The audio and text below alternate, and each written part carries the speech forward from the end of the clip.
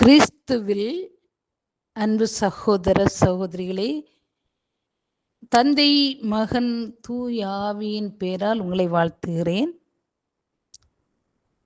எல்லாரும் கிறிஸ்துவுக்குள்ளே இதை கேட்டு இன்னும் பரிசுத்தாவியில் ஆழமாக செல்கின்றீர்கள் என்று விசுவசிக்கின்றேன்.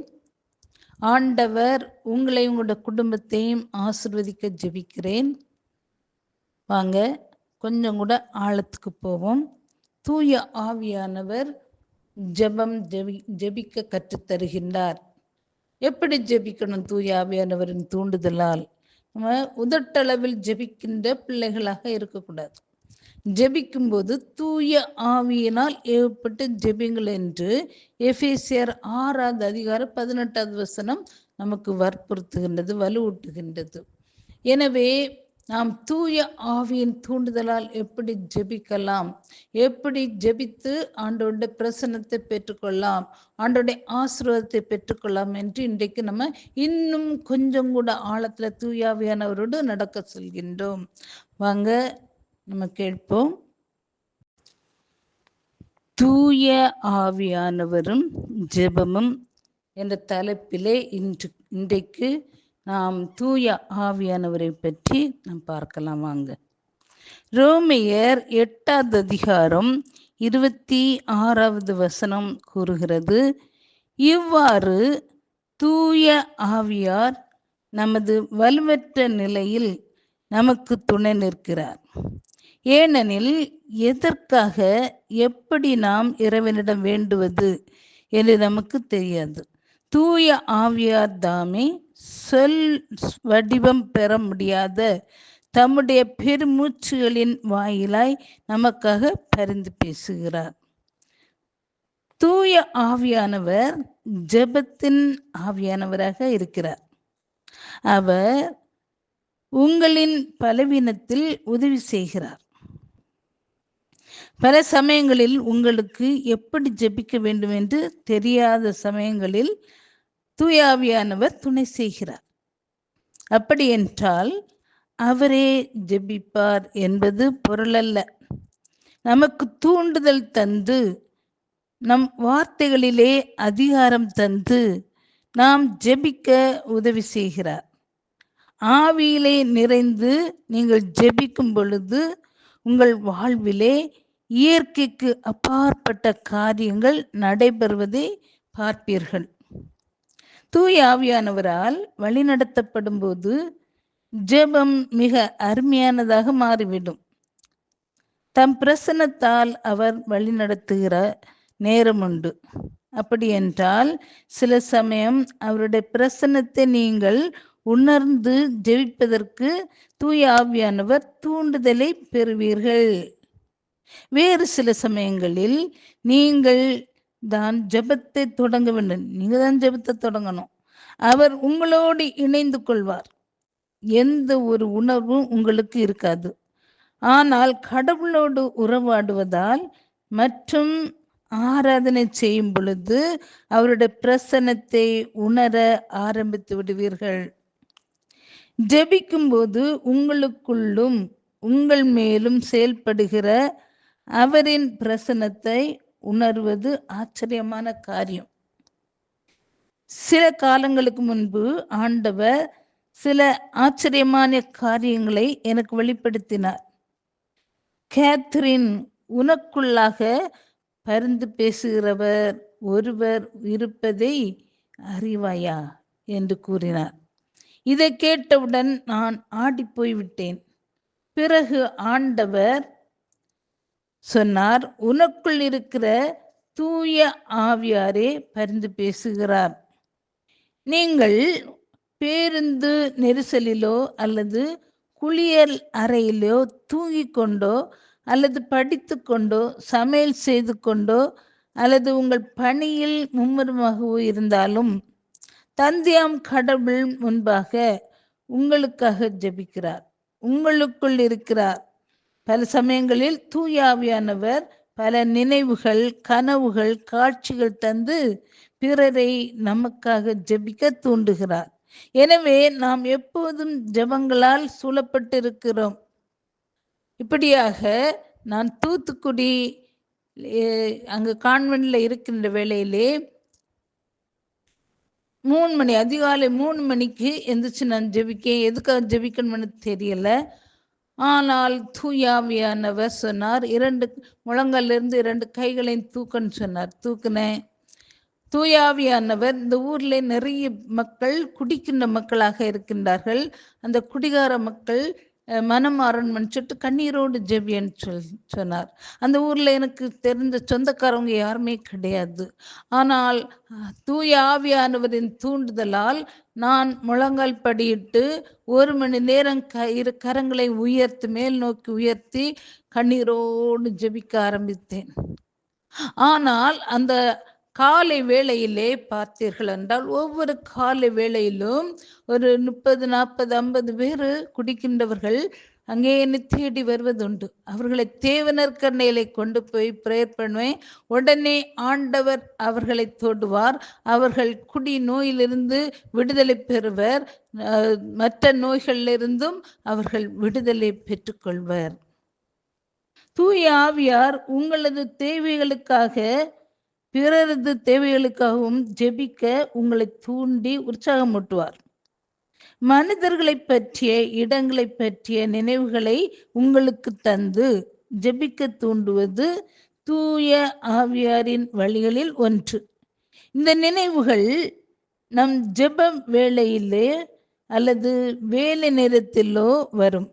உதாரணமாக, ஒரு மனிதருடைய நினைவு திடீரென்று உங்களுக்கு வரும்.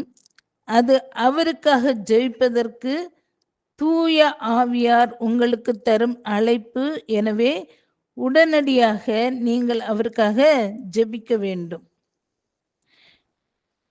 பைபிள்ல ஆவியிலே ஜெபிப்பது பற்றி பேசுகிறது. ஆவியிலே எப்படி ஜெபிக்கணும், தூய ஆவியில எப்படி ஜெபிப்பது? ஒன்று, நீங்கள் பிறரின் தேவைகளுக்காக ஜெபிக்கும்போது என்ன ஜெபிக்க வேண்டும் என்ற உந்துதலை தூய ஆவியார் உங்களுக்கு தரும்போது நீங்கள் ஆவியிலே ஜெபிக்கிறீர்கள். இரண்டாவது, என்ன ஜெபிக்க வேண்டும் என்று தெரியாத வேளையில் பரவச பேச்சு பேசி ஜெபிக்கையிலே நீங்கள் தூய ஆவியிலே ஜெபிக்கிறீர்கள். மூன்றாவது, சில வேளைகளில் ஏற்ற வார்த்தைகளை உங்கள் வாயிலை வைத்து தூய ஆவியார் உங்கள் மூலமாக ஜெபிக்கையிலே நீங்கள் தூய ஆவியிலே ஜெபிக்கிறீர்கள். நான்காவது, தூய ஆவியிலே ஜெபிப்பதிலே மற்றொரு நிலை வாக்கு கடங்கா பெருமுச்சோடு சொல்லனா பெருமுச்சோடு நமக்குள் இருப்பது தூய ஆவியாரே இப்படி ஜெபிக்கிறார். நீங்கள் ஜெபிப்பதிலே பல நிலைகள் உள்ளன. ஒன்று, தூய ஆவியார் உணர்த்தும் போது நீங்கள் ஜெபிக்கிறீர்கள். பிறகு உங்களது அடுத்த ஜெப வேளையிலே திரும்பவும் அதை குறித்து ஜெபிப்பது. இரண்டாவது, தூய ஆவியார் உணர்த்துகிறபடி ஜெபிப்பது. ஆனால் தொடர்ந்து நீங்கள் எங்கு சென்றாலும் என்ன செய்தாலும் உங்களுக்குள்ளாகவே அந்த பாரம் நீங்கும் வரை அதை குறித்து ஜெபிப்பது. பாரம் நீங்கிவிட்டது என்று அறிவது என்றால் அறிவெல்லாம் கடந்த ஆழமான அமைதியை நீங்கள் உணரும்போது, அல்லது ஆழமான மகிழ்ச்சியை உணரும்போது, அல்லது ஒரு முன்னேற்றம் வந்துவிட்டது என்று உணரும்போது, அல்லது தூய ஆவியாரின் பிரசன்னம் வெளிப்படுதலை உணரும்போது, அல்லது கடவுளின் வல்லமை அளவில்லாமல் உங்களை நிரப்புவதை உணரும்போது பாரம் நீங்கிவிட்டதென அறியலாம். மூன்றாவதாக, உங்களுக்குள்ளாக இருக்கிற பாரம் நீங்கும் போது, உங்களுக்குள்ளாக இருக்கிற பாரம் நீங்கும் வரை மற்ற எல்லா வேலைகளையும் ஒதுக்கி வைத்துவிட்டு தூய ஆவியார் உணர்த்துகிறபடி ஜெபத்திலே நேரம் செலவிடுவது. இத்தகைய ஜெபத்திற்கு சரியான உதாரணமாக வயதான திக்கி பேசுகிற ஒரு வியாபாரி, அவர் ஒரு வெள்ளிக்கிழமை அவர் தன் கடையிலே அலுவலிலே ஈடுபட்டிருந்த போது பாவிகளுடைய வாழ்வு நிலையை குறித்த பாரம் அவருக்குள் உண்டானது. அவருடைய மன உளைச்சல் அதிகமானது. எனவே தன் கடையின் கதவை அடைத்துவிட்டு மதியம் முழுவதும் அவருடைய பாரம் நீங்குவரை ஜெபத்திலே செலவழித்தார். இப்படியாக ஜெபிக்கும்போது அது அநேகர் மனம் மாறுவதற்கு ஏதுவாகும். நான்காவதாக, தூய ஆவியார் உணர்த்துகிறபடி ஜெபிக்கிறீர்கள், பாரம் அடைகிறீர்கள். நீங்கள் எங்கு சென்றாலும் அந்த பாரத்தோடு சென்று நாள், வாரம், மாதம் என்று பாராமல் முடிவு வரும் வரை ஜெபித்து கொண்டே இருப்பது. இந்த நாட்களிலெல்லாம் ஜெபிப்பதற்கான உள்ள கருத்து, தூய ஆவியானவர் ஜெபிப்பதற்காக உங்களிலே பாரத்தை தந்த இந்த ஒரே கருத்து மட்டும்தான். தானியேல் ஜெபித்தார், ஜெபித்து கொண்டே இருந்தார். எத்தனை நாள்? 21 நாட்களாக தீர்வை அடையும் வரை தானியேல் ஒரே கருத்துக்காக ஜெபித்தார் என்பதை தானியேலாகமம் 10வது அதிகாரம் 3-4 வசனம். இது ஓர் உயர்நிலை ஜெபமாகும்.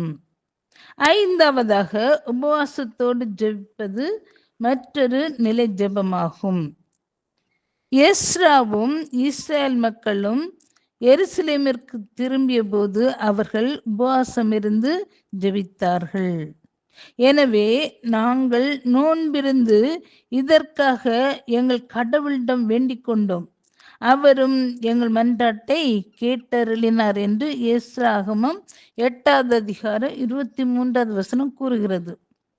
மோசே இஸ்ரேல் மக்களுக்காக ஜெபிக்க மலையில் ஏறி 40 பகலும் 40 இரவும் நோன்பிருந்தார். இங்கு ஒரு காரியத்தை ஞாபகம் வைத்துக் கொள்ளுங்கள். சிலருக்காக ஜெபிக்க பாரத்தை ஆண்டவர் உங்களுக்கு தரும்போது நீங்கள் அவர்களுடைய வாழ்க்கையில் குறுக்கிடக்கூடாது, ஜெபிக்க வேண்டும், அவ்வளவுதான்.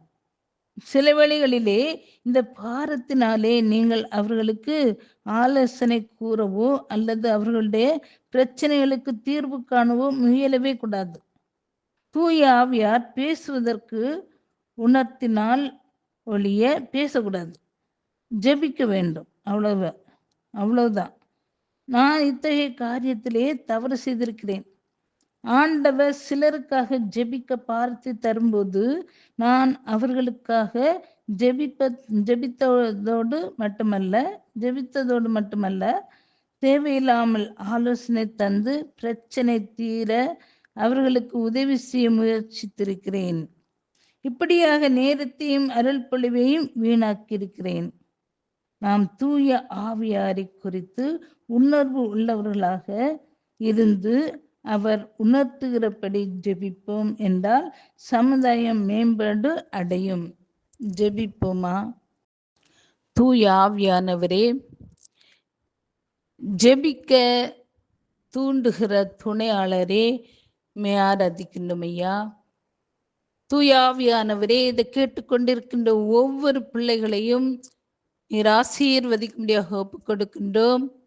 இதை கேட்டுக்கொண்டு இருக்கின்ற ஒவ்வொரு பிள்ளைகளுடைய இதே கதவுகளையும் திறப்பீராக.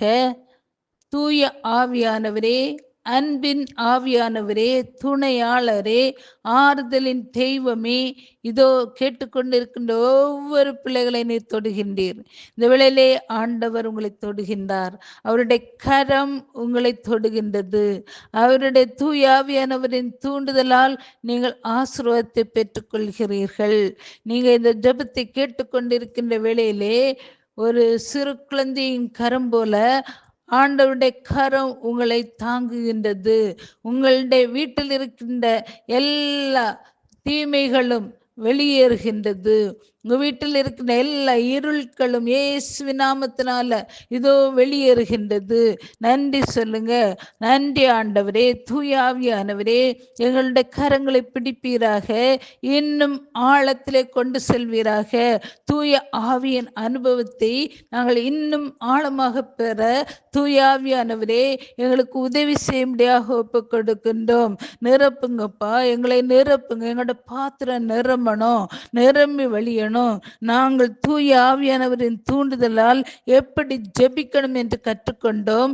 அவ்வாறாக தூய ஆவியானவரின் தூண்டுதலால் எங்களுக்காக ஜெபிக்கவும் பிறருக்காக ஜெபிக்கவும் நாங்கள் எங்களை ஒப்பு கொடுக்கின்றோம். எங்களோட குடும்பத்தை ஆசீர்வதிங்க, எங்களை ஆசீர்வதித்து வழிநடத்துங்க. ஜெபம் கேட்டு ஆசீர்வதித்து வழிநடத்த போகின்ற ஜீவனுள்ள பரலோக பிதாவே, ஆமேன், ஆமேன், ஆமேன்.